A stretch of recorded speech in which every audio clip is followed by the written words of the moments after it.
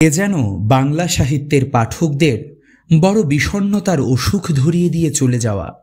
হেলাল হাফিজ, বাংলা সাহিত্য আকাশে যিনি প্রেম ও দ্রোহের শব্দদ্বয়ের মিলন করেছেন কাব্যে।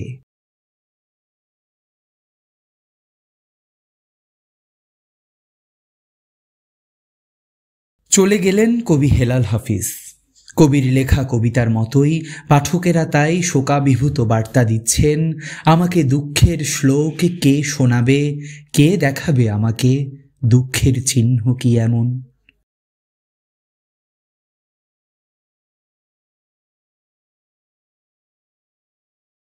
মিছিলেও প্রেম হোক, ভেঙে যাক মোহ, তুমি সাজো ব্যারিকেড, আমি বিদ্রোহ। কিংবা এখন যৌবন যার, মিছিলে যাবার তার শ্রেষ্ঠ সময়। চরণগুলোর মতোই কবি নিশ্চয়ই স্মরণীয় হবেন মহাকালে।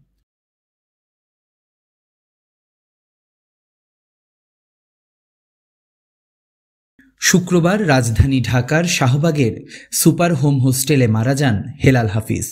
সুপার হোস্টেলের ওয়াশরুমের দরজা খুলে মৃত অবস্থায় তাকে দেখতে পাওয়া গেছে। শুক্রবার সোয়া 2টার দিকে ওয়াশরুমের দরজা খোলা হয়। তিনি ওয়াশরুমে পড়ে গিয়ে মাথায় আঘাত পেয়েছিলেন।